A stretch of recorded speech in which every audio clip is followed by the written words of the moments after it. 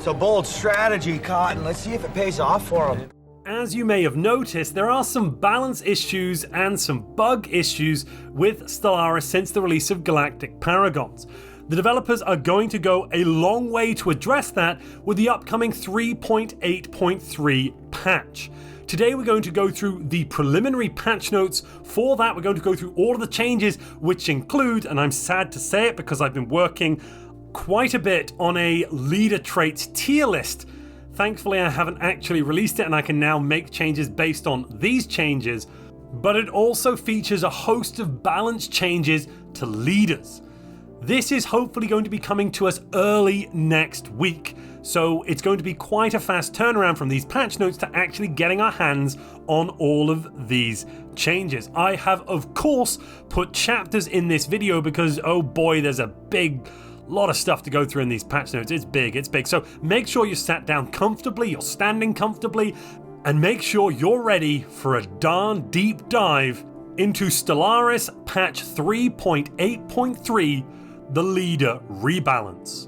Before we dive into the patch notes though, we are going to have a brief look into the minds of the developers. They are sharing with us their thoughts on leaders, level caps, and balance now and going forwards into the future. So there's been a lot of discussion about the leader caps that were reintroduced with the 3.8 update.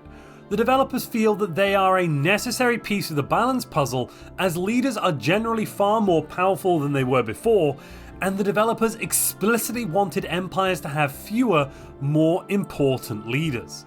The leaders you recruit are intended to be seen as exceptional individuals within your empire, and the planets and fleets that do not possess an admiral or governor were not intended to be unled, but the rank and file administrators that led them were not as important as the ones represented by visible portraited characters. The game director himself agrees with comments that it is unsatisfying to have empty space where there should be some representation of non-exceptional leaders.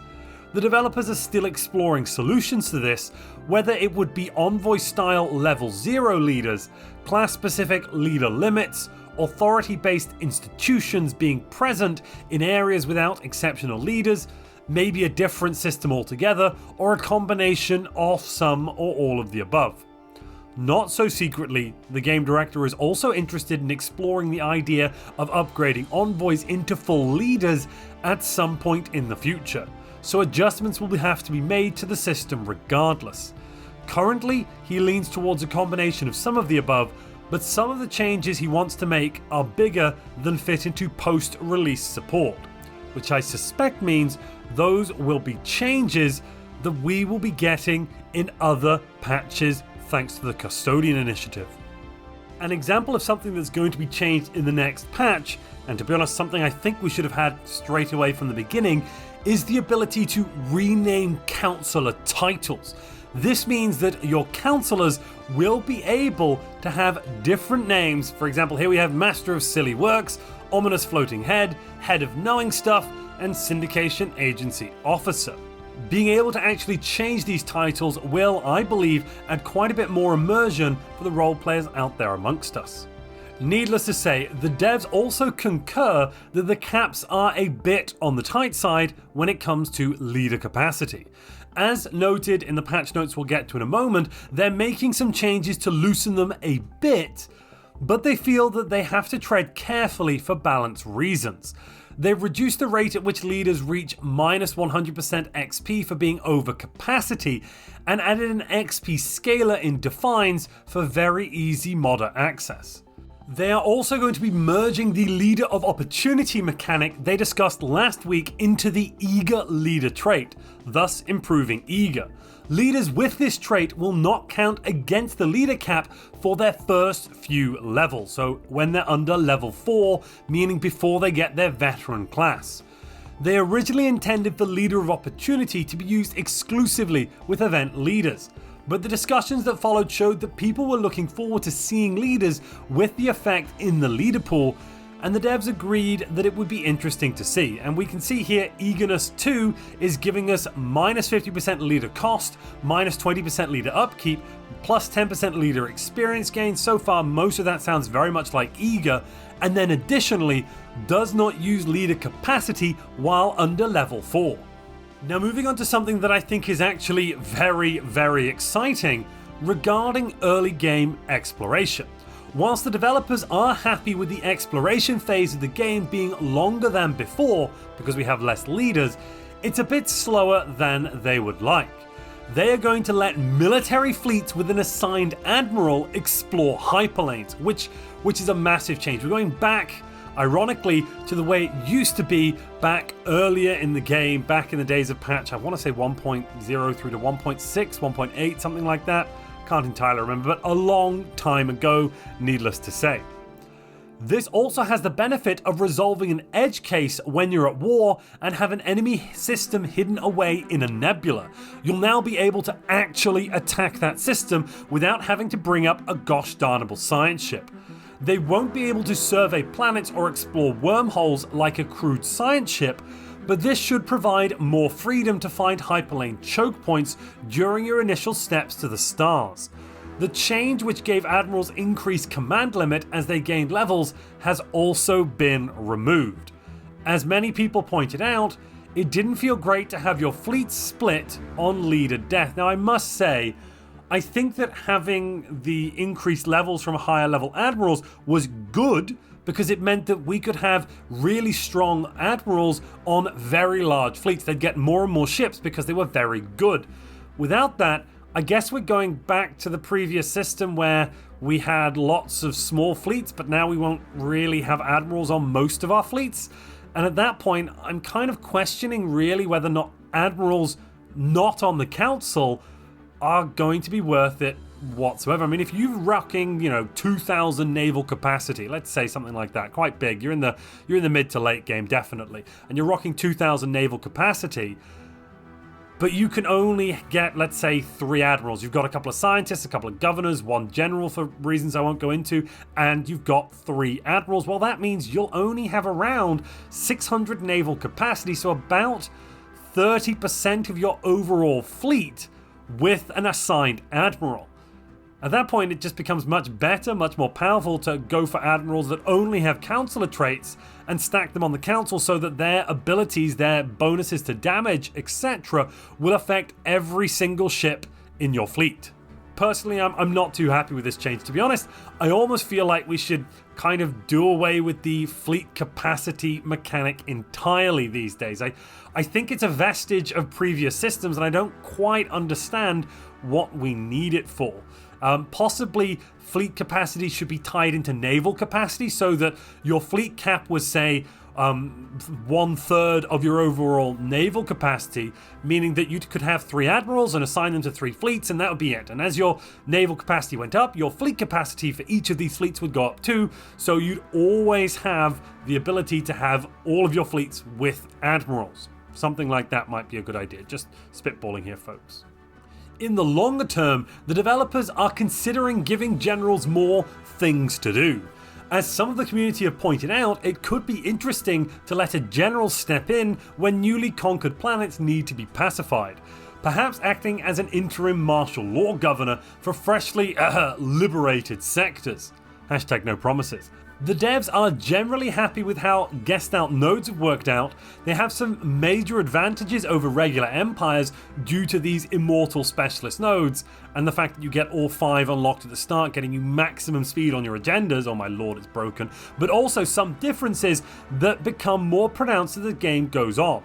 In future releases, i.e. 3.9, the devs are considering allowing them to cull a node and grow a new one as an agenda, as some council traits are valuable in the first part of the game, but far less useful later on.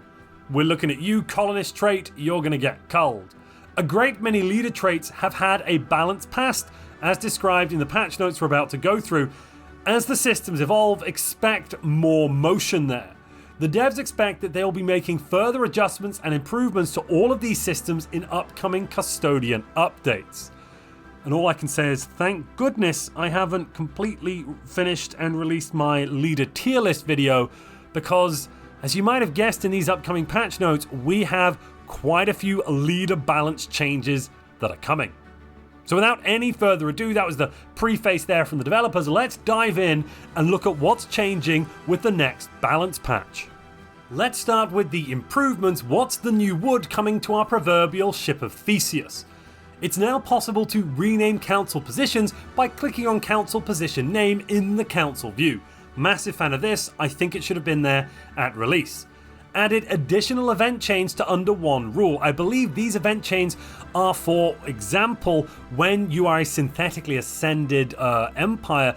If you are the under one rule origin, it doesn't make sense for your synthetic leader, who's made of metal, to suddenly fall ill and require regular biological life support stuff.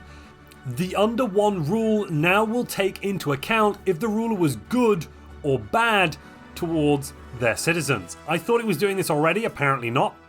There may have been a few bugs there. I'm surprised some of this isn't on bug fixes rather than improvements, but fair enough. Added a checkbox to toggle automatic expansion of a sector in the sector editor.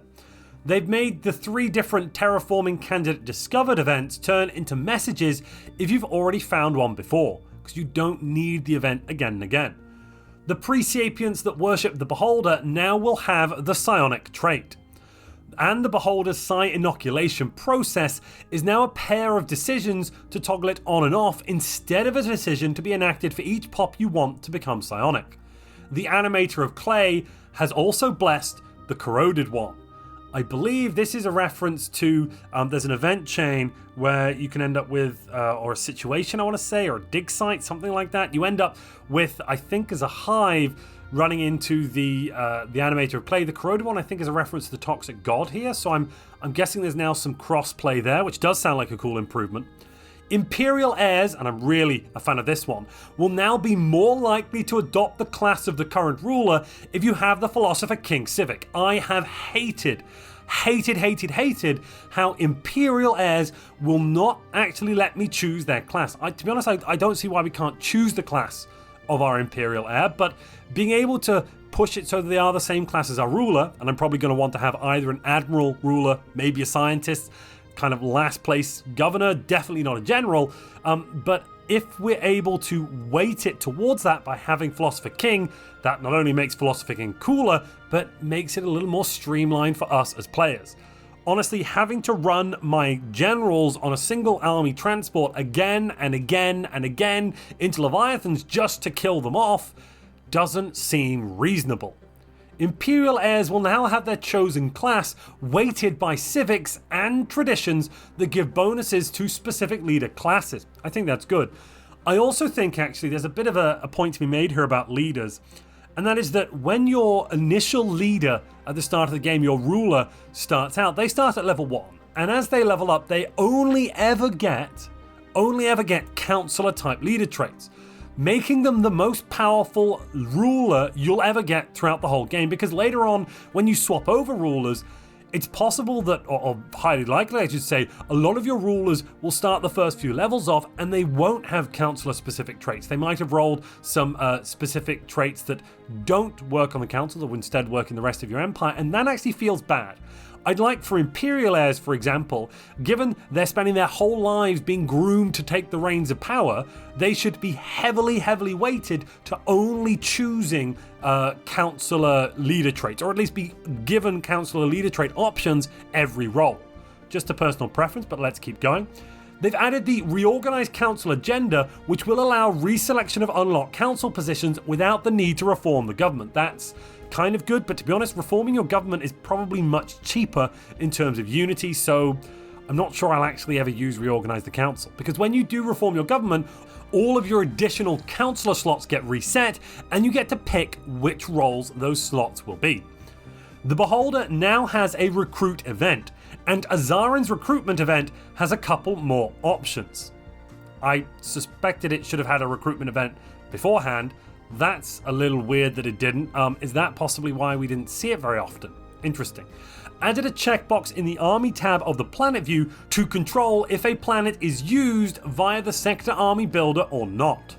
They've added the scroll wheel speed settings, which is good.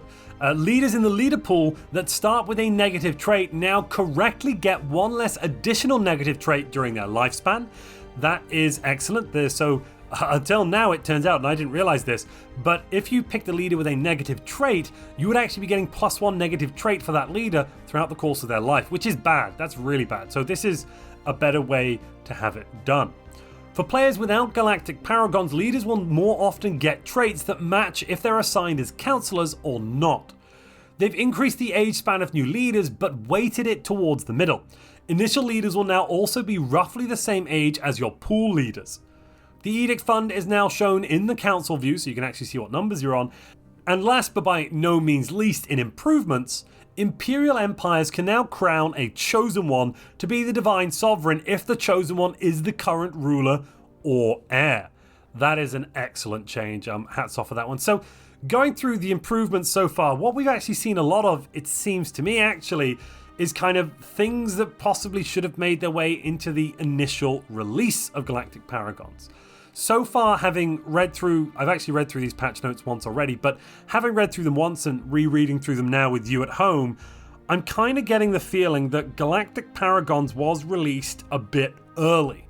Possibly it wasn't ready, and possibly it could have done with a few more weeks of development, a few more weeks of Q&A, a few more weeks of tweaking and improvement. And I guess I have to wonder why Paradox pushed it for an early release date if it wasn't ready. But I assume it might have something to do with them closing down the studio that made the DLC, possibly. But again, we just have to speculate there. We don't really know. Now we come to a rather hefty section of these patch notes, the balance section. Or more correctly, possibly, the rebalance section. And if you're enjoying this video, please rebalance that like button.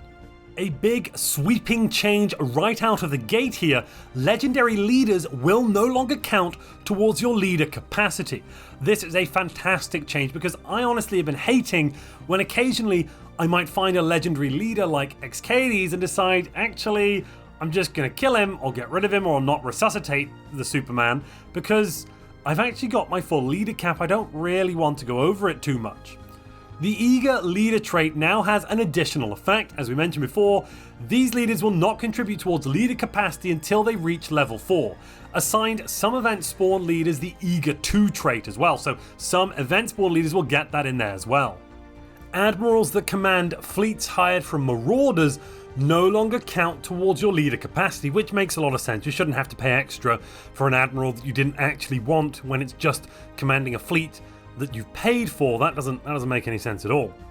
XP penalties for going over leader capacity have been reduced.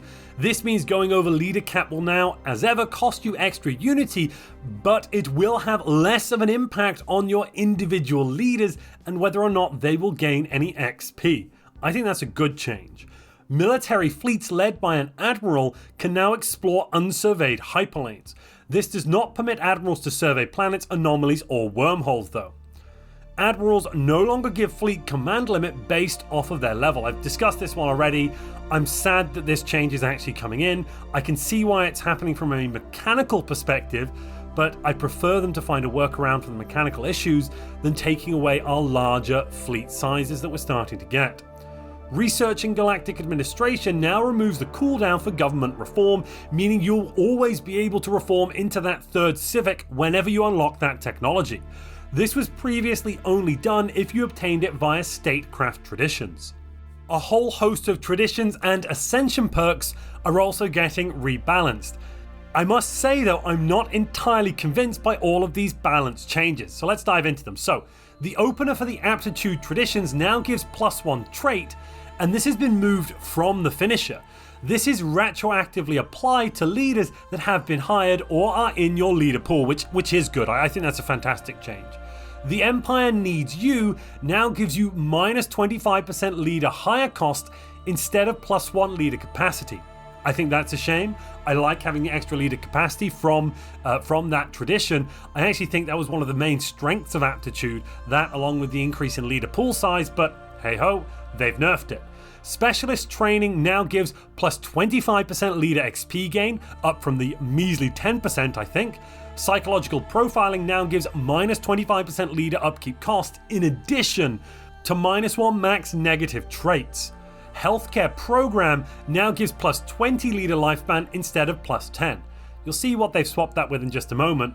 But basically, mind and body, which was in the Harmony tradition, was just a much better version of this trait. It just did everything better. So it's nice that they've improved healthcare program. And you'll see in a moment they've nerfed Harmony, so yeah, fair enough. Aptitude Finisher now gives +1 leader capacity and +1 leader trait pick options instead of +1 trait. That +1 leader trait pick options, very powerful. The fact they've moved leader capacity to the end, I'm kind of sad about, because it was nice to be able to just dip into aptitude and then finish it off later on at my leisure. But getting +1 leader trait pick options is, yeah, that's definitely super powerful. Science Division now gives -10% scientist cost and upkeep instead of +20% scientist XP gain. I think this is crap. Honestly, getting a reduction in our Unity upkeep instead of getting more experience, I would prefer the experience. Polytechnic Education now gives only 10% leader XP gain instead of 20%. They've nerfed Discovery as well, just like Harmony. Colonial Viceroys gives -10% governor cost and upkeep instead of +20% governor XP gain. Basically, they're taking out all of the experience gains. They want our leaders to level more slowly, I believe. War Games in Supremacy now gives -10% Admiral cost and upkeep instead of +20% Admiral XP gain. Honestly, this -10% cost and upkeep for just one leader type is crap. That's not worth an entire tradition pick. If you're like midway through the game and you spend 10,000 Unity on -10% Admiral cost and upkeep, are you kidding me? I'm spending tens of thousands of Unity, or at least thousands of Unity, on reducing my upkeep by like 1 or 2 Unity maximum pretty much per month for the rest of the game.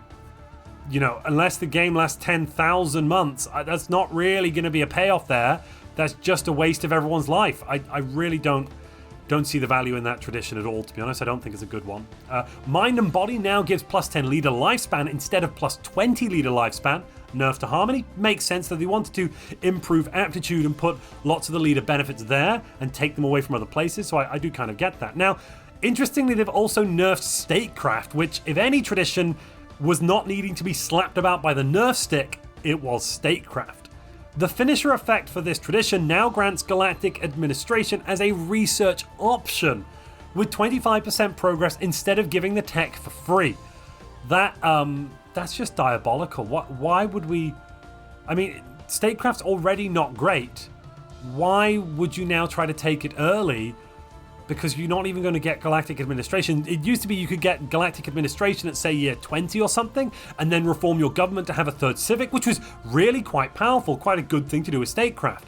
But they've just thrown that away now, and I really can't see Statecraft getting pretty much any use now. It's just like a second or third best tradition for pretty much any role you could think of. Leaders, well, there's aptitude is better. Yes, it does improve some of your agenda stuff, but there are better agendas out there you might want to get from unlocking other traditions. So, Resistance is Frugal now gives -10% general cost and upkeep. Oh god, I hate that one.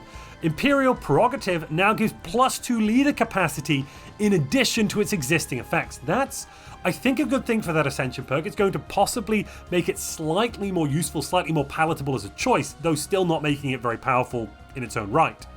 Transcendent Learning has kind of been nerfed, but also it's been made better. I'm not entirely sure how I feel. So they've reduced the XP from 50 to 33%. As you can see, there's a theme here. They want all of our leaders to have less experience, meaning they level up more slowly. Interesting choices. I don't see why they couldn't have just increased the XP divisions there if that's what they wanted to do, but fair enough. They've got the same +2 leader capacity, but now Transcendent Learning gives you +1 leader pool size, which is really powerful. So Transcendent Learning, I'm starting to think this is, solid A tier with occasional S tier status as an Ascension perk. The Aptitude Tradition Champions of Empire now gives bonus per leaders level.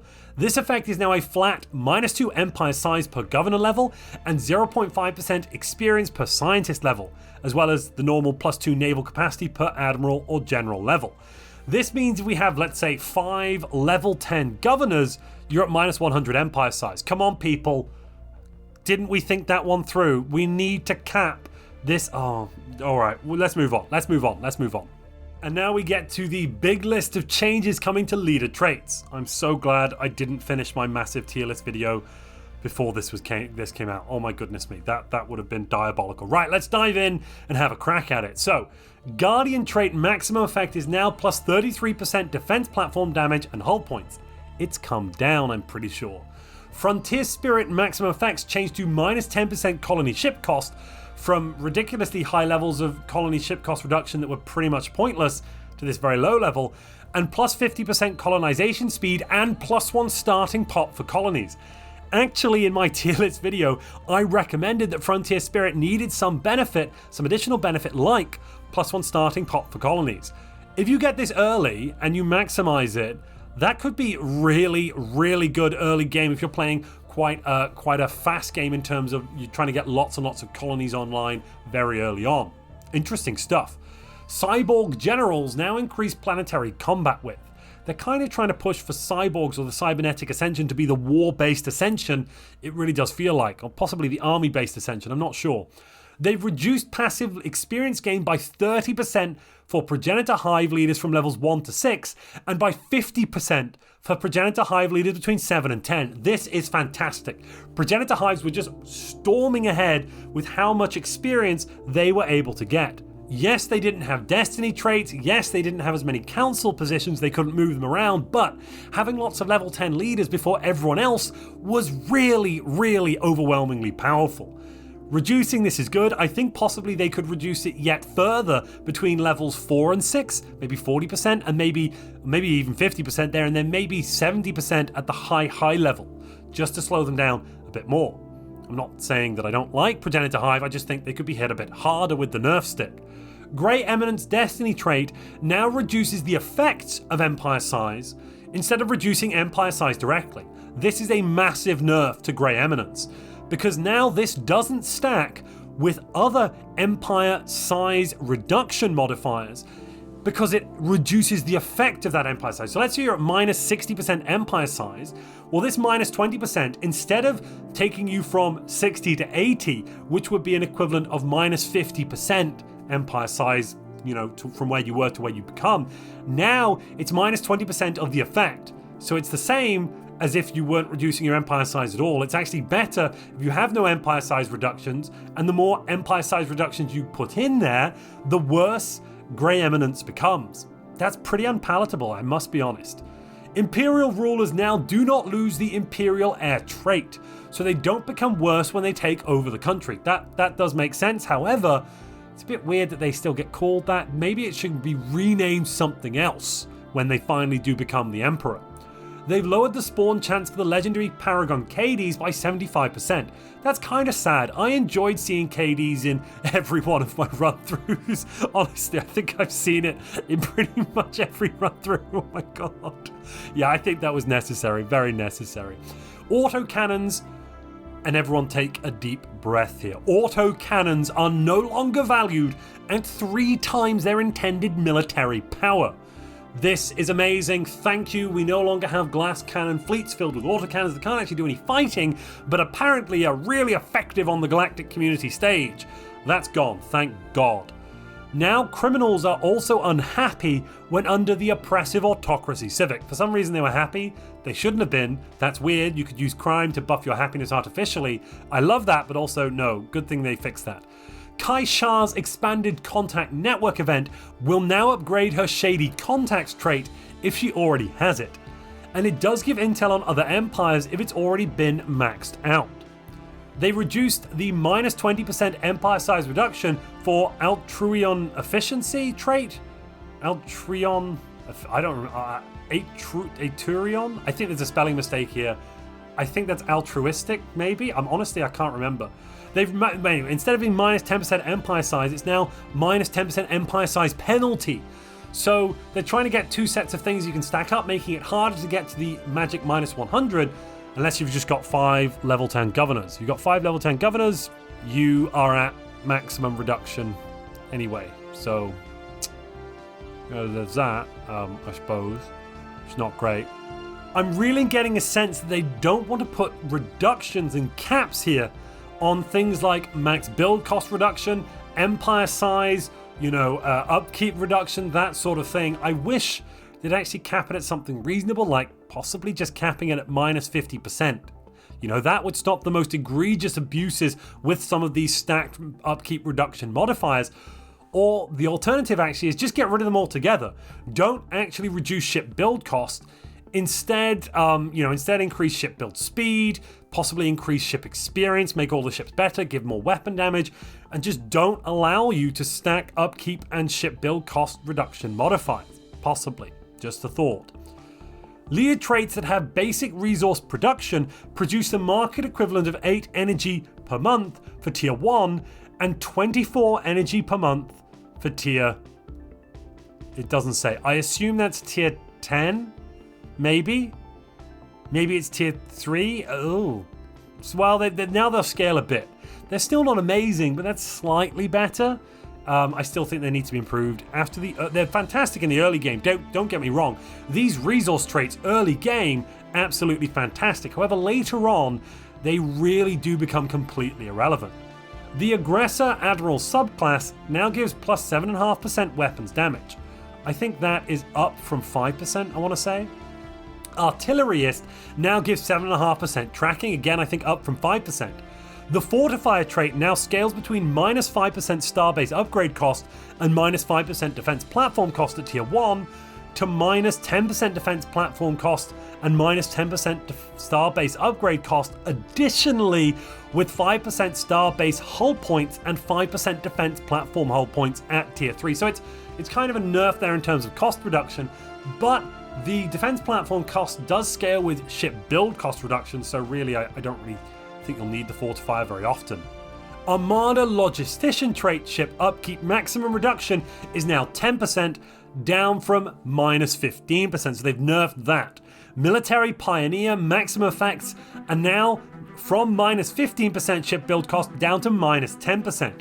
Can you see a pattern forming here? So Architect of War now gives minus 10% military ship cost, down from minus 15. They're trying to limit these bonuses so that you can get to that magic minus 90, but not until later on in the game. However, maybe if they made it multiplicative, that would kind of fix it a bit as well. Reduce the amount that the ship build cost actually reduces it by and make each of those reductions multiplicative. So minus 10% first, and then the second one is actually minus 10% multiplied by minus 10%, so you'd end up with like 81% build cost, and then do another 10% reduction on that again. That way you wouldn't approach the minus 90 quite so frighteningly quickly. Last one on this page I need to cover is Guerrilla Tactician now gives a flat 10 evasion instead of plus 50% evasion multiplier. Oh no. This means that 90 evasion cruisers are not only a theoretical possibility, they're actually a real possibility now. Whilst this change is a nerf for corvettes and destroyers, for cruisers and for battleships, it's really overwhelming. I'm pretty sure you can get a battleship up to like 70% evasion now, and with a cruiser you can comfortably hit that 90%. Max evasion cruisers. I never thought I'd live to see the day, honestly. And again, thank goodness I didn't release that massive leader trait tier list video only for it to become outdated within a week. Oh my lord. So, Charisma trait now has a maximum edict upkeep reduction of minus 10%, I think down from 15%. They have completely removed the minus 5% military ship cost from the strategist subclass. I'm really sad about that. That is a straight up slap in the face to admirals and a big nerf there. I hope they replace it with something. For now it doesn't sound like they are though, and I'm kind of sad about that. Geological Consultant trait maximum effect reduced to 9 months of unity per blocker removed. Again, I don't actually think that that's that much of an impactful change. I think it's a slight depowering, but overall Geological Consultant wasn't that useful anyway, unless you're really saving those blockers up until later on, and most people aren't. Retired Fleet Officer, maximum effects reduced to minus 10% ship build cost, down from minus 15. Shipwright, maximum effects reduced to minus 10% ship build cost, down from 15. Again, can you see the pattern that is forming here? Agrarian Upbringing trait now checks if your country uses food instead of just checking if you're biological.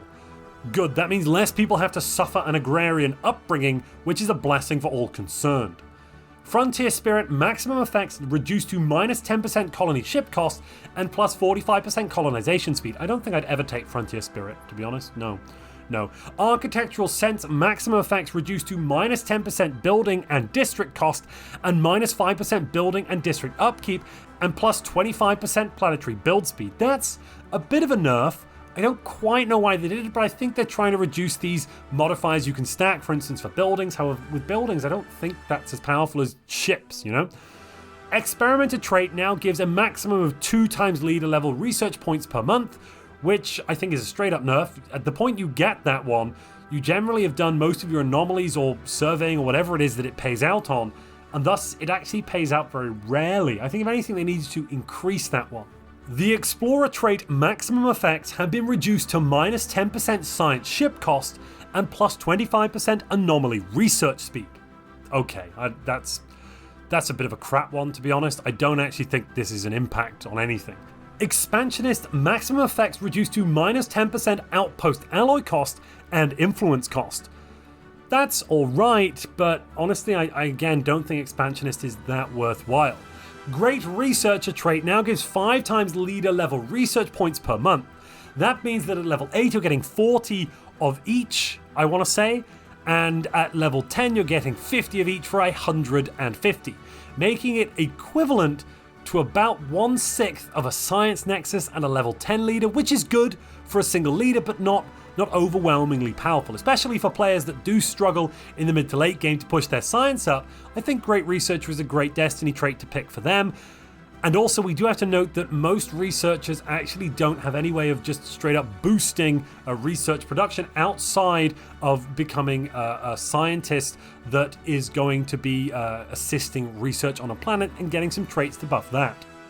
Taskmaster trait experience reduced from 600 down to 500. However, in return it now also produces 2 energy, minerals and food for countries that use food, or 3 energy and 3 minerals for countries that don't. I still think that makes it pretty crap. However, it is slightly better, definitely, but it's getting a small amount of energy, mineral and food production from soldiers on one planet. Especially with the way that collateral damage works now, you can end up losing that entire planet, all of those pops, even though your armies don't die in the combat. So it's tough. Yeah, it's very interesting. The intellectual espionage trait has been fixed. Now it actually works and will take into account all researcher category jobs on the planet rather than just, the normal scientist researchers. Chainbreaker trait now requires the egalitarian ethic, meaning you won't find it unless you really are that anti-slavery. The Honored War Master trait now requires the Xenophile ethic, so you'll only be able to get Honored War Master if you're a Xenophile, which I think is quite interesting. The Kidnapper trait now checks that the general's owner allows slavery instead of checking their ethics, meaning you will simply have to allow slavery to get Kidnapper, which is honestly one of the best traits in the game at the moment, so it's easier than ever to grab it. Cloaked ships will now no longer block starbases from being rebuilt, meaning you can't hide in other systems and hamper the enemy's war efforts. I'm kind of sad about this change. I like this little feature, actually, so I'm sad it's gone away. Cordyceptic stargazers will now correctly get an amoeba fleet once again, which is great for that civic and that start. Any guessed out empires generated after game start, for example from a machine uprising, should now correctly get their guessed out council nodes, meaning that you aren't locked out of having council nodes if you're not starting the game from the very beginning. The Zroni relic will now add 1 level to your leader, but won't choose the trait randomly.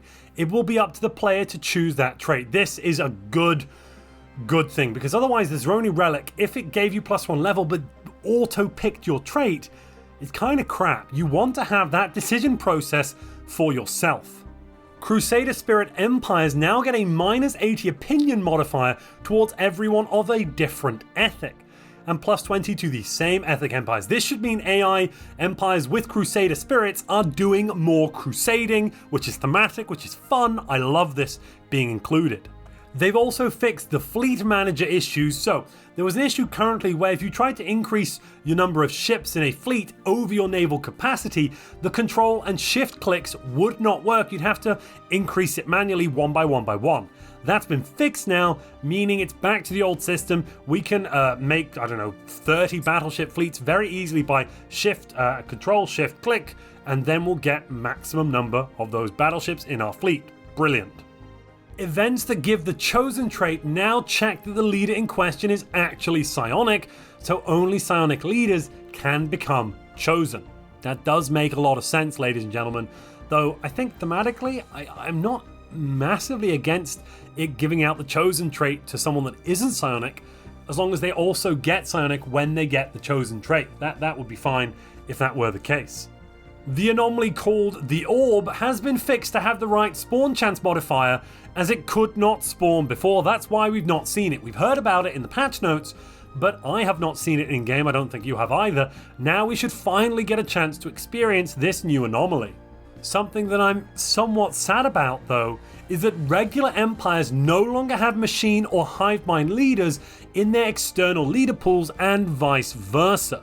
This means that you can no longer get, if you have, for example, you're a hive mind and you have a regular bio empire as a bulwark vassal, you can't get access to those juicy vassal leaders, which is back to the old system. Honestly, I think it was good that we could get access to these leaders via the external leader pool. It was fun, it was interesting, it meant that you weren't limited, and now we're going to go back to being limited, which I suppose it just is what it is. If you want to read more of the bug fixes, they have been on the screen as I've been going through them. Feel free to have a read. I'm going to now dive into the next part of this patch notes, and that's AI changes. For AI changes, they are short and sweet, but I think quite impactful. First off, the AI will now wait until it has at least 5 planets and 25 years have elapsed before choosing a specialization designation for its homeworld, and thus its economy will no longer collapse. The AI has been doing things like going for a consumer goods focus, thus producing no alloys, or going for an alloy focus, thus producing no consumer goods on its capital, and that was really, really bad. The second one here is they fixed an issue where the AI would be unable to build any buildings if they desired to build the ancient refinery but did not have access to any minor artifacts. Again, that would mean the AI's economy would be stuck forever in a loop of, can I build an ancient refinery? No, I can't. I'll just do nothing. Stability and performance. So they fixed a number of out of sync errors, thank goodness. They've increased performance in the leader view, which was apparently slowing the game down now. They fixed a crash that would sometimes occur when a scientist was elected ruler while performing science ship orders. That was a silly one to have in there, but it's fixed now, which is good. They fixed a rare but persistent crash when an empire was destroyed. They fixed a crash that would sometimes happen if there were issues opening or writing log files. They fixed a crash in multiplayer lobbies where you would confirm disbanding a co-op group if the player list changed while the confirmation pop-up was open. And finally, they've disabled tooltips in the loading screen to avoid crashes related to focus loss. All good stuff. We have more information about some co-op things and some out-of-sync things coming later on. There are some more notes from the devs after these patch notes, so stick around for those in just a little bit. Otherwise, we'll move now on to the UI changes. So, those changes made where the tooltips were disabled when you were not having the focus on the Stellaris window, they're gone. This was causing issues for screen readers, and now it's back to the old case where tooltips will still be enabled if you don't have the game on focus. Thank goodness, that makes my life easier. They've added tooltips for the join or leave co-op empire button in the multiplayer lobby when you can't click it. They've added a tooltip for the co-op checkbox in the MP lobby when you can't change it due to being ready. They've used different titles for the multiplayer and co-op game browsers. The multiplayer game browser now has a column that shows whether a game allows co-op or not. They fixed an issue where the active agendas list would sometimes duplicate elements, and we were seeing multiple active agendas on the left hand side there. Now that's gone, which is good. They've added a new version of the main co-op presence view to the top bar for resolutions with width greater than 1600. The auto-confirm disbanding a co-op group in the MP lobby will now be enabled if all other players leave the group. Modifiers that affect leader experience gain will now be indented under a experience gain rate header, making it much easier to read what's actually going on there. They've added a confirmation prompt when selecting a country during hot joining, and Lysander Singh's hire tooltip now shows that hiring him will give you 3 pirate ships as well. On top of all of that, they will now show decimals for power projection breakdown in the naval cap tooltip, making it less opaque. There's a bunch of modding changes as well. I won't go through those. Follow the link in the description to the full patch notes if you want to see them if you're a modder. Otherwise, now we're going to move on to prioritization of bugs and balance, script improvements for counselors, and some out of sync stuff. So let's hear all about that. So there have been a lot of bug fixes, a lot of changes, a lot of balance fixes that have come in this 3.8.3 patch. We don't quite have it yet, but we'll be getting it very soon. Naturally, the developers have to do some prioritization when it comes to bugs and balance. At the top of the pile are things that prevent players from playing, such as crashes, out of syncs, and the like. Issues that involve display text are often high priority as well, as Stellaris is available in 10 different languages and translators need time to do their jobs. They have a limited window in which to make any changes that require some form of localization. 3.8.1 and 3.8.3, for instance, are localized releases, while 3.8.2 and the future 3.8.4 are not.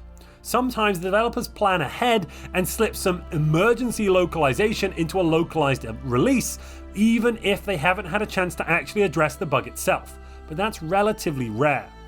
Bugs deemed exploits are usually rated very low in their general triage. If an AI is unlikely to abuse a bug against you, but you can choose to use it or not, it tends to be lower priority than things that are more disruptive to general gameplay. So the things I've been talking about, minus 90% ship build cost, reductions in upkeep, stacking things to get 0 empire size, all of those are very low down on the priority list for the devs, which means for single player, you can just choose not to do it if you don't want to, and for multiplayer, people have to come up with rules or mods to fix that for now. Whether or not you agree with this, that's the position of the developers. Personally, I'd like them to spend a little more time, possibly during some of the development stages, trying to identify some of these things with QA and not put them into the final product. But of course, there's limited time for things. I understand that they can't get everything done, etc. And as I mentioned earlier, we are kind of getting the feeling that Galactic Paragons could have done with possibly a few more weeks, possibly another month worth of development to iron out a lot of the issues that could have been ironed out had the developers had more time up at Paradox Arctic and down at Paradox Green in Stockholm. The developers are also working in some improvements to the scriptability of council positions in 3.8.3. They've added the Reorganized Council agenda, which will allow empires to reselect their council positions without needing to reform the government. And of more interest to modders, support for council positions made possible by non-civic sources, such as country flags, ascension perks, and other such triggers, have been improved, and there's some documentation for that. So modders will now be able to mod in new council positions, which is pretty cool. Last up in this dev diary, there's the whole question of out of sync. So, Eladrin, the game director, mentioned last week that since they are very interested in improving multiplayer stability, if you're running into frequent out of sync issues, you can help out a lot by having the host add these startup parameters to their games. Minus random log underscore stack equals 5, and minus random log underscore frames equals 3. That's apparently something you can do. I assume you do that in the console maybe? I'm a little confused exactly what you do, but fair enough. Then if you run into an out of sync issue, please post it in the bug report forum and give the developers the host's out of sync logs as well as at least one of the clients that the pop-up mentioned. They can be found in documents/paradox-interactive/Stellaris/OOS nearby your save games. Any details the community can provide about what you were doing at the time is also helpful because the devs want to crush this out of sync stuff, they really do. This setting has some performance implications, which is why it's not on by default, but if you're running into OOSs reliably, it can help the devs track them down. 3.8.3 resolves a number of out-of-sync issues, but ideally, they'd like the 3.8.4 update to be in a state where they can remove the beta tag from the cooperative game mode, which means we'll finally be able to play cooperative properly and it won't break all the time. That, allegedly there was a lot, but that is all from the developers this week.